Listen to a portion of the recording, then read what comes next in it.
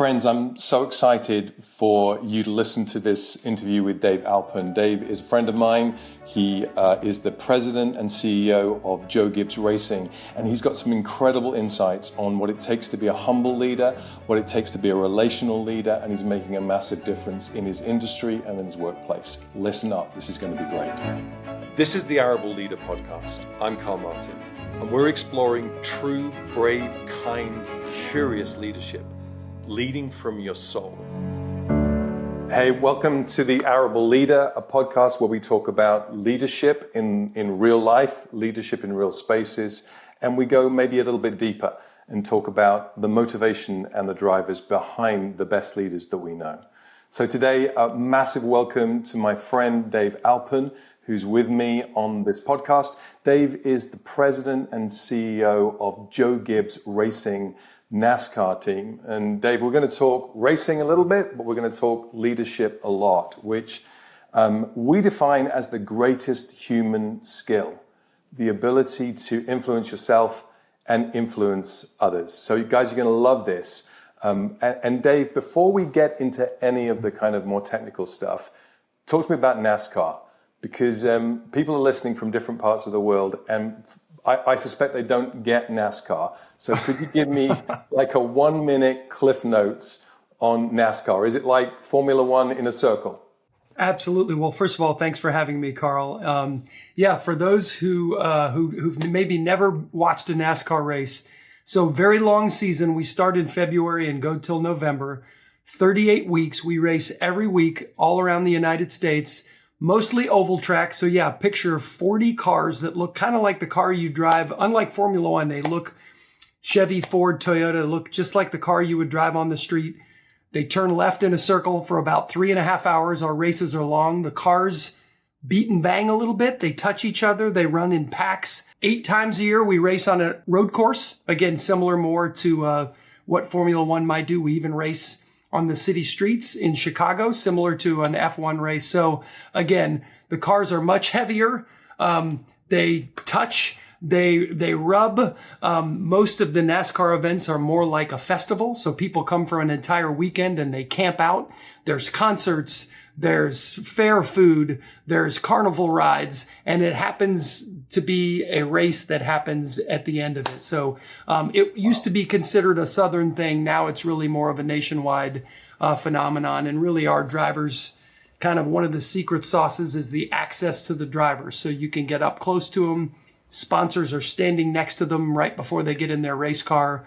They're sort of thought of as regular guys, so to speak. That just happen to be really good drivers. So if you're not interested in NASCAR after that, you're never going to be interested in NASCAR. That was awesome. Sounds I appreciate amazing. that. Sign me up. There you go. All right. They are a lot of fun. Dave, let's talk about leadership, and let's talk about your leadership journey. When I help you write your memoirs, your autobiography, I think the subtitle of it, I'm not sure what the title is yet. We haven't got that down. But the subtitle might be From the Broom Cupboard to the Boardroom. Because I believe that's been your story, like over 30 years of being, is it 30 years or so of being at JGR? It is. Talk to me about that journey and more importantly, how you have grown through that journey and who you have had to become in order to be where you are today. Well, yeah, no, it has been quite a journey. I came out of college as an unpaid intern. I had a connection to the Gibbs family, Coach Gibbs, who, for those maybe who don't know, his first career was coaching in the NFL. He's in the Hall of Fame for winning 3 Super Bowls as an NFL coach. He transitioned to NASCAR and started a team. He's from my hometown, and his oldest son, JD, and I were best buddies growing up. And out of college, I thought I had the opportunity for 6 months to come be an unpaid intern for this startup NASCAR team. I didn't know anything about NASCAR. I can't even change my own oil, but I thought, hey, I'll go down. Maybe that'll look good on my resume and I can springboard into whatever I'm going to end up doing for my career. 31 years later, they haven't gotten rid of me yet. But I came down to Charlotte really out of college. We had 15 employees. We were in a little garage down the road. Literally, our race shop was less than 10,000 square feet, and they didn't have anywhere to put me. And so they emptied out a broom closet, literally. And I had one of those little elementary school desks where the top's attached to the bottom and there's no electrical outlets in a broom closet. So I had a orange extension cord with a lamp. This is early 90s. I'm dating myself. So no internet.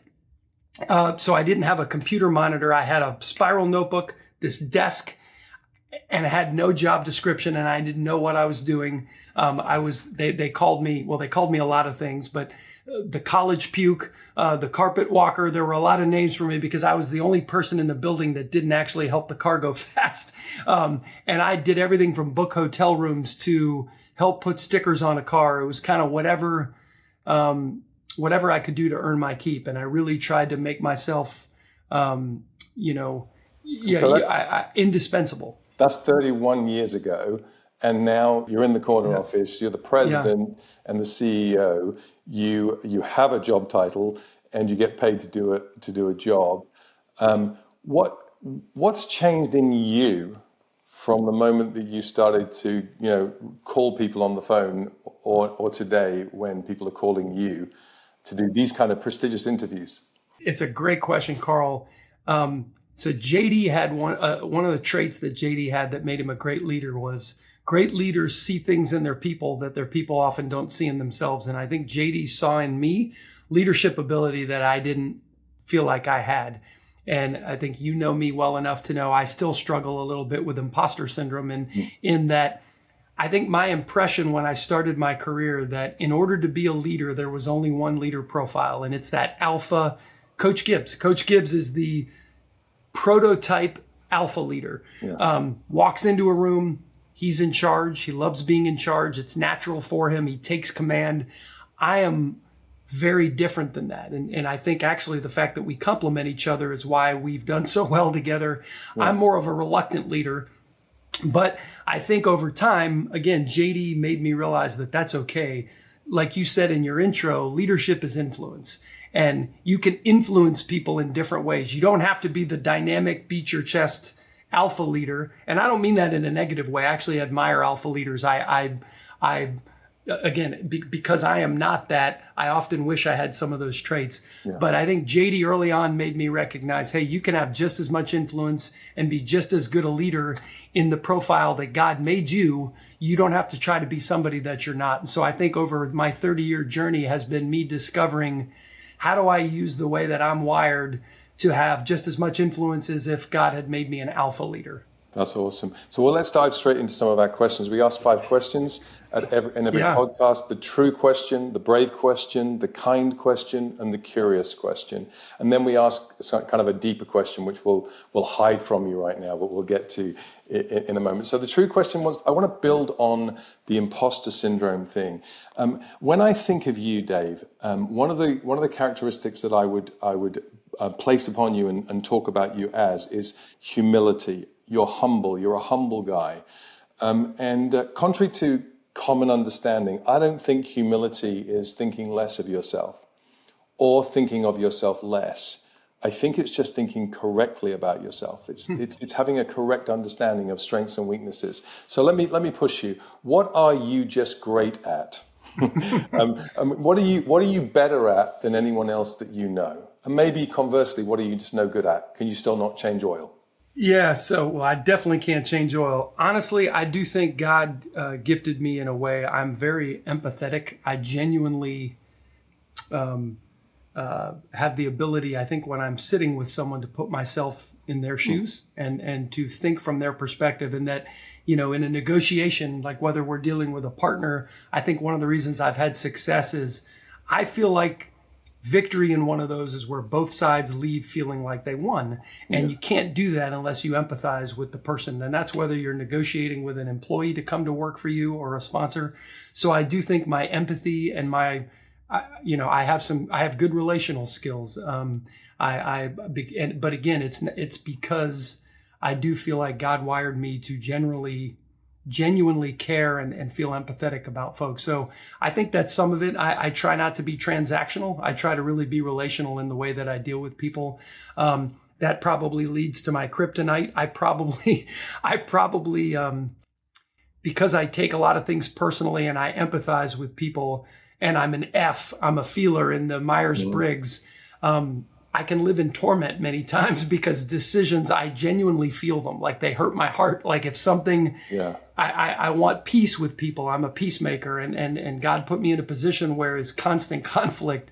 So I've had to learn to adjust a little bit to that because, again, I sometimes admire people that can just make these decisions and they don't lose a bit of sleep over the. I get that, Dave.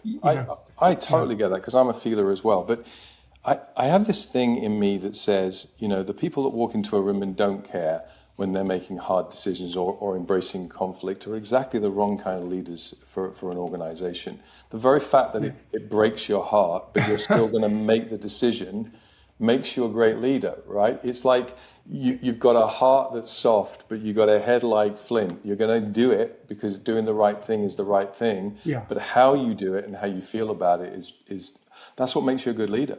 Well, I appreciate that. And I think my wife, if you ask my wife my superpower, she would say that I'm a peacemaker, that I do have the ability to bring people together. And again, sometimes in a team, even my own team, that's not possible. And that bothers me more than it should sometimes. Yeah. Well, let's move to the brave question, because and part of the brave question is a conversation about purpose, living in a purposeful way, going after things and focusing on things.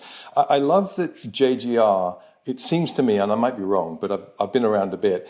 I love that JGR doesn't just have a purpose statement, it has a purpose question. Does this help us go fast? Seems to be the purpose question for JGR. They seem to, does this help us go fast? Does it help us go faster?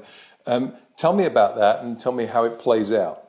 Yeah, Carl, I mean, simply I called out our one question. And when I talk to other companies, and for those listening, like it's important to have a North Star as a company and a very clear mission. And so the two things I think that we talk about very often is, does everyone know the mission and does everybody know their role in it? And for us, our mission is very simple: go fast.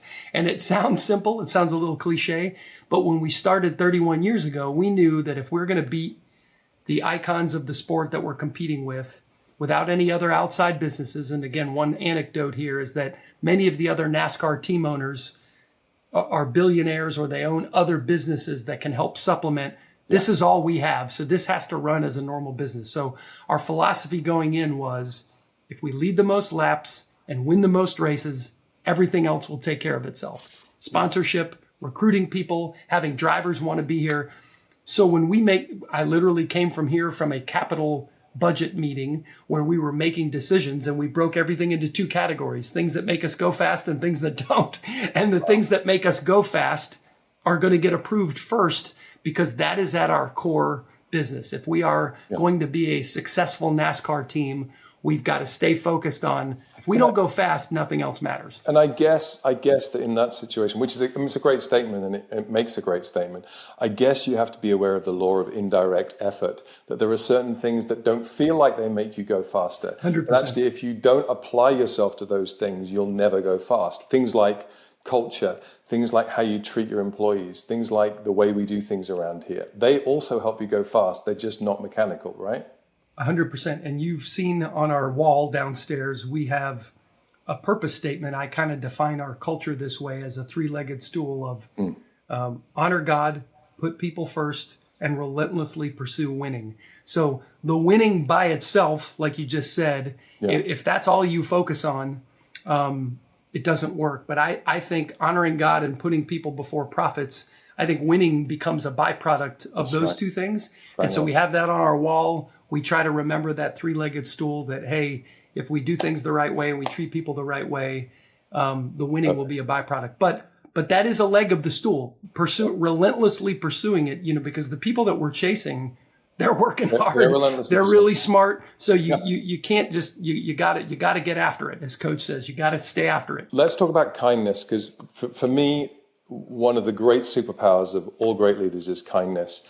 And I want to talk about team. For me, team is everything. There is no such thing ultimately as an individual. Everyone is part of a team. And it's complex at JGR because you have many teams, right? And, you got 4 teams, and then you've got other teams and teams within teams. And I'm aware, because of some of the tragedies that JGR has faced over the years, JD's passing, Coy's passing relatively recently, that you've made a concerted effort around the feeling of family and the feeling of team and the feeling of community. Talk to me about that and how important that is for you. Yeah, so two interesting dynamics for those watching or listening. We used to be 15 people. It was a family business. Yeah. We're now close to 500. We're more like a factory. So when you grow from family to factory, how do you keep that one team feel? A second dynamic that, again, is very unique to us is we are probably the only professional sports team that's actually competing against itself. So we race 8 cars in 2 different series. So every Saturday in our minor league, we have 4 cars racing in the field of 35, but they're racing against each other. And every Sunday, we have 4 teams, which is 4 drivers, 4 pit crews, 4 crew chiefs that are competing against not only the other teams, but ourselves. And then we all get on a plane together after that event. And keep in mind, one team may have won, one team probably crashed, one team might have got beat by the other team, and now they're going to all get on the plane together wearing the same logo, going back to the same place. So how do you keep everybody reminded and focused on the fact that we're one team? So how do you, you're basically, for want of another word, you're the captain of those 4 teams. Yeah. What's one thing that you do to make sure that people feel like there is one North Star, there is one team, that we win or lose together? Well, I think it all starts with the speech you get the day you start working here, which is reminding everyone there's a name on your shirt and it isn't yours. Everything you do reflects on the name on the shirt. Joe Gibbs Racing, we all are part of the same team. We're all carrying the name of a 2-sport Hall of Famer in Joe Gibbs. And it's a reminder that everything we do reflects on that the name on the shirt. So it starts with that, but it's 50 little things, hopefully, Karl, starting with a bonus program where everyone gets bonuses based on how everybody does. It's team building things that we do, whether it's celebrating team wins together and buying everybody lunch together and having a weekly chapel service where we're all together. So the more you're in the trenches together, doing things together, the more it's a reminder that, again, it's like anyone who has siblings. If your sibling wins, you may compete ferociously with them, but hopefully at the end you want to hug them and say, "Hey, I'm happy for you because I love you." That's awesome. Those are things we're trying. Now, I can't tell you there's a magic dust that we sprinkle and it always works, because people are competitive and we're human, and often we lose sight sometimes of that fact that we're one team. But it's definitely an effort here, because again, the more we're one team, the more the tide rises for all the boats, for sure. That's awesome. Dave, I love the way in which you are leading this team. And there's a couple of things that I want to mention because I know something of your leadership. I think you are amazing at recruiting the right people for the right roles, for the right seats on the bus. Someone once said to me that there are 3 key roles for a CEO. And most CEOs have 2 out of 3. They don't have all 3. And I'm going to get this wrong, but it was something like brand evangelist, which I think you are. You love JGR, you love NASCAR, you carry it, you bleed it. Relational magnet, which once again, you are that relational magnet. People want to be around you. And I'm always encouraging you to be around people more, because I think that's a superpower of yours. And then the third aspect is strategic ninja. And I think you I'm writing these down, by the way. Well, I'm getting a coaching session on our podcast. Brilliant. Well, I think you have strategy in you, but I wouldn't say that was your superpower. But what I've seen is that you have recruited people who have those gifts and those abilities. And so tell me about that. Tell me how you choose the right people for the right task. No, I do think that's, obviously the more senior the role, the higher the stakes are for getting it right. Yeah. Again, we don't hire often, so when we do, we put a lot of effort into it. And you had mentioned the losses that we've had in the past few years, and so as a year and a half ago, we really did a major restructuring and had to bring in 2 very senior positions. And normally in our business, you try to promote from within. Yes. But in this case, I think my instinct was that it was really time to bring some people in from the outside, that we needed sort of a fresh perspective.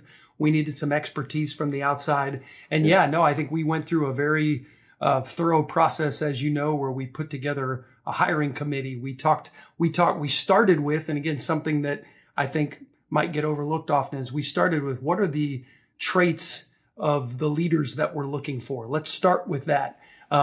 Let's cast a wide net in terms of recruiting. Maybe, leave no stone unturned. And I think we probably went overboard and spent more hours than we'd ever spent hiring, but we made two phenomenal choices. So I think for anyone listening that's in a position where you're hiring for your company, there's nothing more important that you can do. And I talk about this in my book about building a team of complements, not clones. And you want people that complement each other in personality, in skill set. Like you said, if I'm not good at something, obviously great leaders surround themselves with people smarter than them. I've definitely accomplished that. So it's super important. And if you're a young person listening and you're starting out, it's really important on the complement clone theory to remember they're not hiring you to be a clone. Don't go in and try to be what you see and say, hey, I'm going to be like that person. Be you. God made you, and you have your own unique gifts, and you're going to complement a team. You're going to add way more value to a team by complementing than being a clone with everybody else. 3 quick questions before we close. Question number 1. On your computer screen, you have a Post-it note that says EIS. What does that mean? That is a Karl Martin special. That my role, because one of the things I've talked to you about is I've got a team of 5 just super smart, super capable people. Sometimes I'm like, what do they need from me? Well, what they need is they need me to encourage them, inspire them, and empower them. And so EIE, encourage, inspire, empower. As leaders, that is your role with your team. Awesome. Second question. What are you thinking about right now that's stretching your mind? Honestly, I although as you are correct that strategic isn't my superpower, I do live in the future and thinking 1 year, 2 year, 3 years. So right now, our sport's changing. So what's stretching me is thinking how am I adapting to next year and the year after so that the 500 families that are depending on us to make good decisions, so I can sleep at night knowing, hey, I'm thinking of things that maybe they're not thinking about because that's why I'm here. And how am I encouraging, inspiring, and empowering the team that God put around me? If you were a superstar, which you clearly are, or a NASCAR driver, which you could be, what's your walk-on music? My walk-on music. So I think something that would match my personality and hopefully the way that I view life positively would be something kind of lighthearted and fun, like "Beautiful Day" by U2. U2 is my favorite band, which kind of shows my age. But it does. Yeah, something like "Beautiful Day." That's again upbeat. I probably wouldn't have the ego beat your chest type of song. It would be more, hey, life is good. It is a beautiful day. Every day is a beautiful day. That probably sums me up pretty well. That's awesome. So final question. This is the soul question predicated on my core belief that there is much more to life and leadership than 5 senses. There's something deeper and something longer. So what's the core belief that drives you? What's the core essence that drives your leadership? So honestly, again, it goes back to my imposter syndrome that I go back to my buddy JD. JD was the president of Joe Gibbs Racing there before me. And he would always talk about how he is just a steward of this position. That's it. He's not the president of Joe Gibbs Racing for his own edification. It's to glorify God, and because God entrusted him with this, just as our money isn't ours, and that has been my model. And again, I don't always do a great job of it, but this reminder that no matter what your position, whether you're the unpaid intern or anywhere in between, or you're the president, you are just a steward of that position for a season of your life, maybe a day, maybe 30 years. And as a steward, you are entrusted to something that is not yours. It's like when you watch somebody's house. So I try to remember every day I come in here, I am the steward of this. What a huge responsibility. And am I honoring God with the way I'm stewarding something that isn't mine? He's letting me be in this seat for a season. And so I think as a believer, no matter what your job is, if you go into work with that perspective, that kind of changes the way you look at things and the way you make decisions. That's awesome, Dave. Thank you so much. And if you're listening to this and you're not a believer, you don't have the faith that Dave has, or you have a different faith, that principle is still incredibly powerful, right? If you can hold leadership like this, and you can hold life like this, you can hold relationships a little like this rather than like this, then you become a steward of those things rather than an owner of those things. And ownership comes with a whole bunch of stress. But stewardship enables you to pass it on to other people, to give it away freely, to be generous, and therefore not to be selfish. So listen carefully to that. Dave, thank you so much, my friend. This was rich stuff, and looking forward to seeing you and coming to another one of the races. Karl, thanks for your leadership, man. And to all your listeners, listen to this guy. He knows what he's talking about. Thanks, my friend. Awesome.